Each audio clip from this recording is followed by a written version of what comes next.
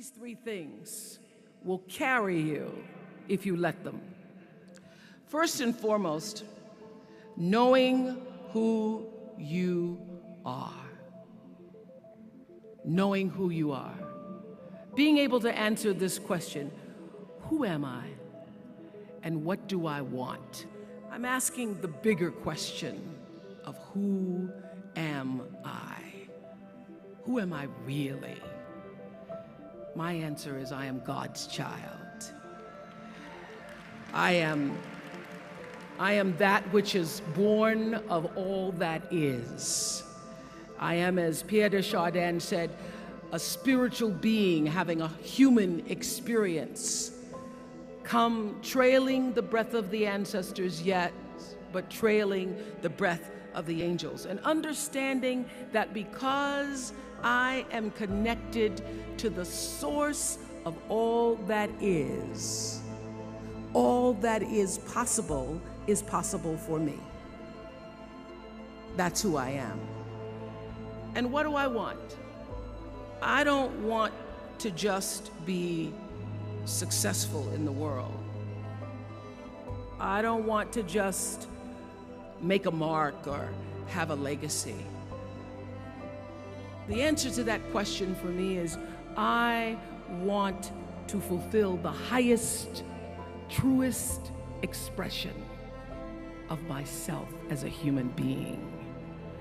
I want to fulfill the promise that the Creator dreamed when He dreamed the cells that made up me. What do I want?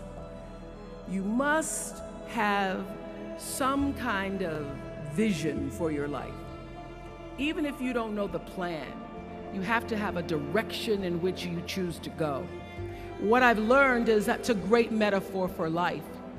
You want to be in the driver's seat of your own life, because if you're not, life will drive you. So, knowing who you really are in this space and time that we embody. That's number one. What do you want? Who are you? Number two, you must find a way to serve. Martin Luther King said that not everybody can be famous, but everybody can be great, because greatness is determined by service. Now, we live in a world where everybody wants to be famous and where we admire people for just being famous. We think being known brings us value. The truth is, all of that will fade in time. The real truth is that service and significance, service and the significance that you bring to your service is that which is lasting. Using the spoken word in service to community and the world. Using your knowledge and information. And if you look at all the most successful people in the world, whether they know it or not, they have that paradigm of service. And made a decision that I was no longer going to just be on TV, but I was going to use TV as a platform, as a force for good, and not be used by TV. My decision to make that significant change in the way I operated on television, using television as a service, changed my career exponentially. Using whatever it is you produce, your product, as a way of giving back to the world. When you shift the paradigm of whatever it is you choose to do to service, and you bring significance to that, success will, I promise you, follow you. Service and significance equals success. That's number two. Number three, it's so simple, but so hard to do. Always do the right thing. Be excellent. People notice. Let excellence be your brand. Everybody talks about building a brand. I never even knew what that was. When people would say, you're a brand, I would say, no, I'm just Oprah.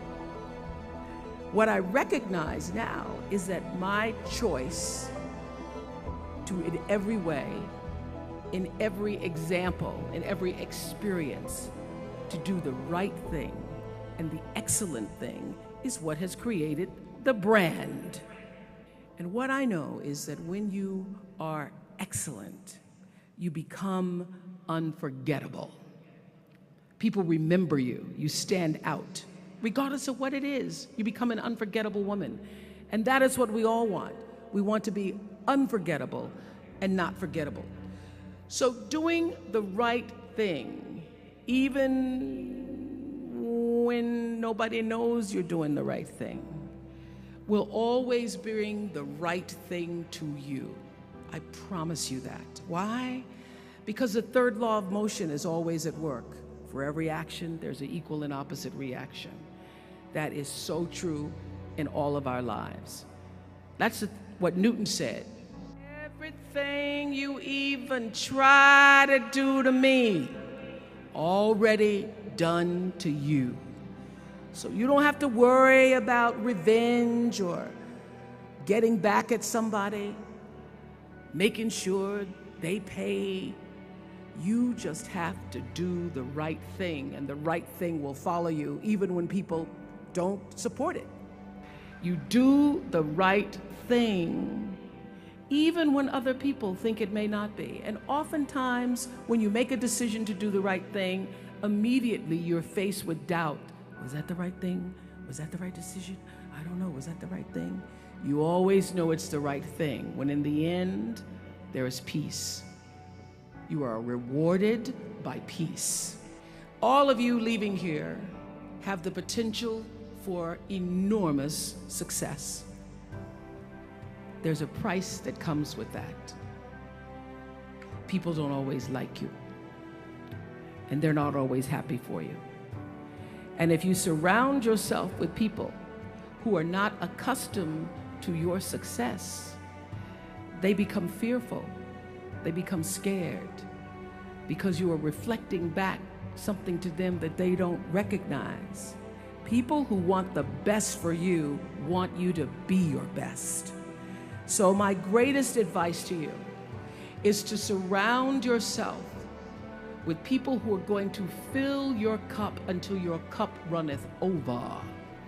And what I know for sure is that the biggest choices begin and end with you, your internal big questions.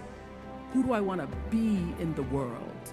My relationship to source energy, to all that is God.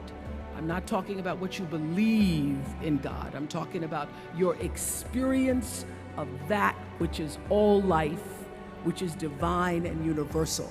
I'm talking about a big deal. Being connected and aligned with that. When you are tuned in and charged into that, whenever you feel empty, you go inside yourself and you connect to the source, and you know that all things are possible. To know that, and to choose to do the right thing in service and significance, I promise you, you will create a vessel of service for yourself first, because you have to honor yourself first. You have to give to yourself first, otherwise you have nothing to give away. You will create a vessel for yourself, for your family, your community, and the world. And those three things will not only lead you to a blessed life. I stand as a witness. My life is so blessed, I can't even take it in sometimes. It will lead you not just to a gifted life and a rewarding life that fills you up, but a sweet life. That's what you want. You want the sweetness. You want it to be so sweet so that even when the storms come, and they will, you'll know this too shall pass. This too shall pass. The storm is passing over, and you shall not be moved because you know who you are. When you can do that, grace will follow you, grace and glory. And when they see you coming, it ought to make them proud.